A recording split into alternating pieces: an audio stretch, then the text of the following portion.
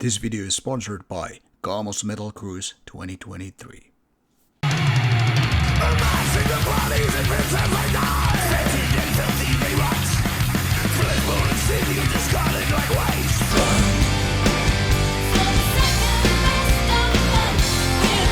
For the fire of the handgun, you played it all wrong. And soul and valor. Hello there, friends of metal, and especially those who do participate in festivals. Even geeks, for that matter, might be suitable for this one, but this video is mostly about you who are planning to attend a festival, who have been attending to festival, but would like to attend a little bit more. And the main reason why you cannot really attend more might be the very fact that sometimes you, me, anywhere, anyone can run out of money. And that is one of the main keys, main factors why we are not participating as many festivals as we might want to. Now, time and money, that's a common thing. And I will use this list and map of metal festival in the world 2023 list as a background information, because this is a topic that I recently, during the summer already, went through just to showcase you how many festivals there are roughly happening during 2023. Obviously, things are not going to slow down for the coming years unless something like Ukrainian war is going to escalate into a world war, or COVID part 2 or whatever is going to hit us. It seems like things have been speeding up a lot since COVID years, since the lockdowns and all that stuff. And mind you, I don't want any kind of a conspiracy talk here. I'm just merely saying what has happened, what is happening now, what might happen in the future. So let's focus on that rather than taking your politics or conspiracy theories as part of the video commentary. If I see things going way overboard, I will just delete the comments. Now, that being said, as a disclaimer, let's focus on the topic at hand. And this is how to save your money for festivals, how to make things happen even more. Now, before we get into that, we'll just take a quick recap on this very same site that I used for another video earlier this summer showing how many festivals there are. As you can see, this list is huge. There are hundreds and hundreds of events, and the list goes on. Meaning that in essence there are so many festivals happening that it's virtually impossible, not even virtually, just impossible to participate in all of them. But even going more than a few during a summer might be virtually impossible for a lot of us people out there. And the reason is, it doesn't matter how much time, doesn't matter how many days you take off from your hobbies or life, work, whatever, it's still impossible to go many places because there are only so many days, there is only so much money. Now, I have a couple of friends who I've met over the years because of doing Rauta, and they have shared me some of their best tips and tricks, ideas, how to save money, how to make more things happening when you're like not exactly high on cash. That is, how to save money in order to make things happen a little bit more. Now, because the list is just here in text format, I'll use this map as a background so you can just imagine how many places there are to visit, countries, festivals, places, cities, whatever. And this list is by no means organized, so it's a little bit of my own takes plus some commentary, some notes here. What you can really take into account where you're planning for your next year, 2024, or even beyond for that matter. Now, there are various costs which I already explained in the previous video, and one of them are flights. Whenever you need to fly to a different city, well, of course, flights take quite a bit of the whole budget, depending how far you go.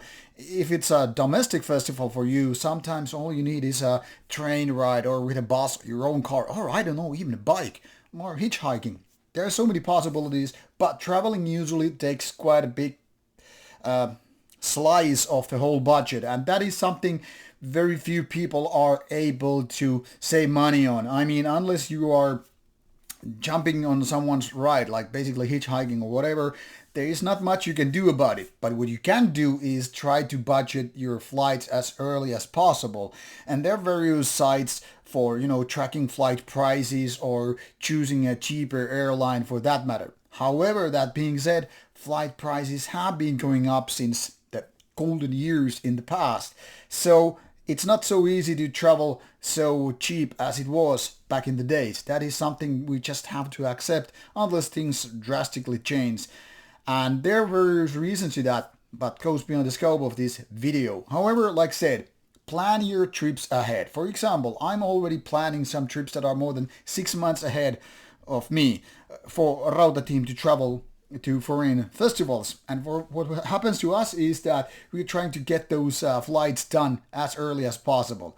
It's not usually very easy to do that, say 9 months ahead, but even 3 months ahead versus just last minute flight bookings can save you a lot of money. So if you can, prepare at least 3-4 months, maybe even more, to get your flights done, and you might have a massive saving on flights alone.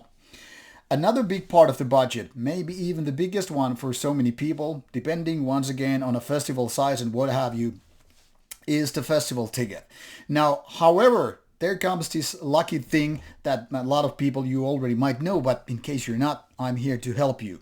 Now, buying a festival ticket is a big thing. I mean, depending once again whether it's a small one-time event, one-day event, or some 7 days festival.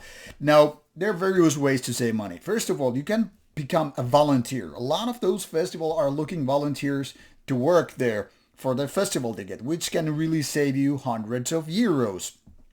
Depending once again on the different country, different, possibilities where the volunteer work comes from, or if you're, for example, a journalist, that might be the thing. This is what is saving me money, but then again, I'm doing festival coverage, I'm doing interviews and all that stuff, and it's not 100% given. I can never assume that I'm always getting a free ticket, by no means. That always takes a lot of work, a lot of planning, organizing, getting networked and all that stuff. And for some people, it's just not interesting because they want to go see bands and whatnot, not to work there. But volunteer might be a different thing for a lot of people. Surely, you get to work and you are going to miss some bands, but that goes for journalists as well, mind you.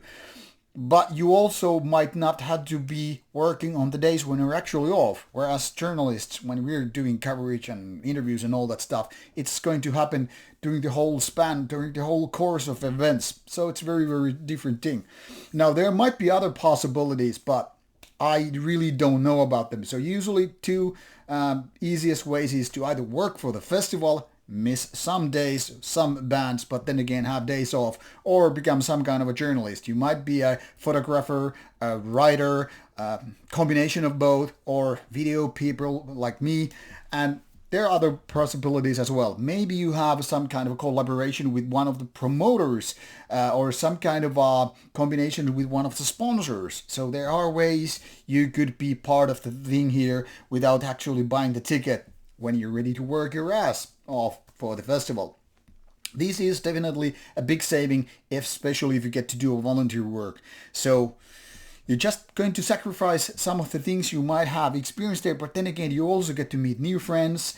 You get to see how it goes behind the scene, so to say. You get to work in various areas. Maybe you're building the stage, maybe you're selling beer, maybe you're taking part of the catering for the artists and whatnot. There are different possibilities, and sometimes those are the memories you really can't get with a paid ticket. So something to consider if you're ready to work. But then again, if you're high on cash, you can just forget all about the things I said. Now, third major thing comes with the form of accommodation. Now, people with money, they will get a hotel room and everything is sorted out. You have the breakfast, you have the cozy room, and what have you. And that's where the sweet life is all about. I mean, you just don't have to worry about sleeping outside in the tent and camping area or sharing Airbnb with strangers and all that stuff. But, like I said, it costs money. And the other alternative, usually somewhat cheaper, is to get an Airbnb stuff. But even that can be a lot of money, especially if you're traveling alone or with a friend and you are going to get a full apartment. Sometimes it is possible to get an Airbnb option or similar, or even a hotel room, which shared people. Might be a friend's friend, or might be some strangers coming from another country, but you get to talk to them on social media, which helps, again, a lot with sharing costs. And these people I had this conversation about making this video actually gave me a lot of interesting pointers. For example, there might be a Facebook group or event where this is people are looking for, like, hey, I need to share a room, I need to share some cost and whatever, and that alone might actually be a very, very useful way to get to know people and then share cost. Maybe you get acquainted with people who are also looking for a room, and in that respect trying to figure out how to do that. So that is one possibility. But there are alternatives. For example, summertime, a camping option is a really, really good way to save money. That is, if you don't mind outdoors and you're willing to take a risk with the weather and all that stuff. So camping, Airbnb, hotels, all good choices to go with depending on your budget. On top of that, sometimes you might know a friend or a friend's friends living nearby the place where the festival is taking place, and you can crash on someone's couch or floor with a mattress and whatnot. So there are possibilities. Think outside the box and you will find out that there is life beyond hotel life. Not saying that it's a bad thing. It just costs money, and that is something that sometimes is too much for a lot of people, especially during longer trips taking more than a couple of nights. Then the fourth one, on top of flight prices, the festival ticket and accommodation, is of course food. Now, there are various ways to save money on food, obviously. Some people like me like to, I don't know, eat in a restaurant or whatever, but once again, that is a bit expensive for a lot of us and not necessarily always present there, especially if you're doing a festival in rural environments, in which case you just have to stick with the festival food catering, which is not cheap or not very good in nutrition and all that stuff, especially if you're trying to eat healthy and all that stuff. Now, there are various options. If you're working as a volunteer, obviously they will offer you food for part of the deal, being a volunteer, and that alone will save you some money. Always a good choice. Now, also another one is to, for example, when you have a certain kind of Airbnb solution or whatever, is to bring your own food. You can be some canned soup or sandwiches or fruits or, I don't know, protein bars, whatever. There are multiple choices. Of course, that isn't exactly the same thing as, warmed, cooked food. But it's a good way to, be kind of a supportive source of nutrition, energy and all that stuff on top of things. Like if you go out like, I don't know, once a day, or you just do the breakfast at the hotel and the rest of the time you'll just do something else. These are something that you might want to consider if you're low on cash. It gets better if you can save money on accommodation and go to a camping area, bring your own equipment in order to cook your food with or all that stuff. Once again, lots of possibilities. You don't necessarily have to go to the most expensive restaurant or even a fast food chain when you can just, with a little effort, cook your own food. Now, with all the festivals, all the hotels, etc., not of course possible, so you have to think about these combinations ahead of time. For example, if you're going to, say, some outdoor festivals where there is a camping area, maybe doing some kind of a combination with volunteer work, having the camping area thing going on and your equipment to cook your own food, you can save a lot of money. And on top of that, do a lot of hitchhiking and book cheap flights, and you have already sorted out a lot of those money problems, a lot of those budget related problems. They can be like multiple times more expensive, like in case you're just comparing the most expensive ways, hotel and late flights and buying the festival ticket and all that stuff versus the most cheapest ones. But you don't have to save money on everything. Just pick out the ones that you can save money on and figure out how the combination is going to do for you.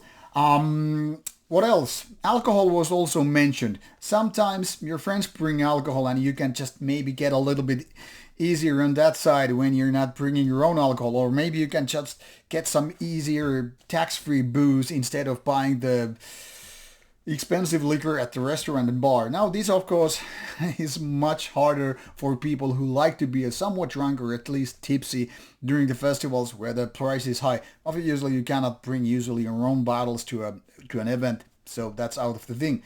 This is also something somewhat dependent on people's individual moral code and whatnot, even gender.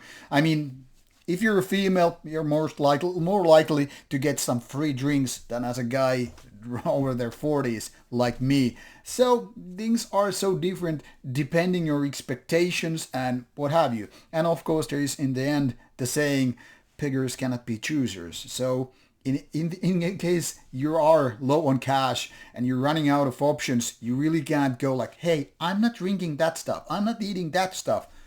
Then buy it for yourself.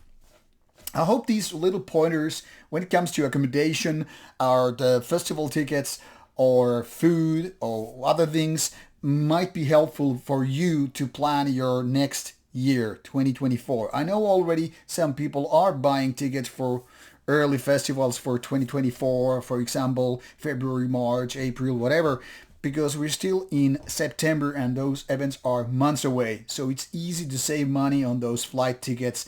And of course, planning a budget, even if you are going to a hotel, even if you are buying the festival ticket, even if you're going to eat outside, restaurants and whatnot, now you have the time to save. Maybe it's €50 a month put into your savings account and boom, in 6 months that's already some €300.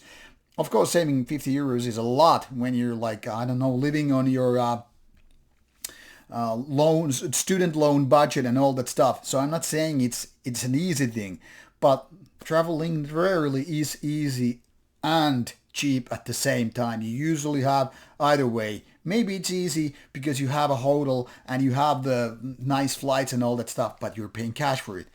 So I don't know which way you're gonna go. If you have a good job, if you have some savings already, then just go ahead and buy everything and worry about it later on. But if you want to travel so bad and you're low on cash, maybe consider doing some of these sacrifices and figuring out how your work can actually pay your bills in this respect as well. Now, should you have more questions, I am happy to answer your thoughts and questions about these things and even poke my friends, which I will link to this particular video as per their permit. They were like, okay, it's cool to link them, so maybe you can ask these people also, or just put them in the comments box or contact me directly in a private message and I will try to help you out with traveling to festivals.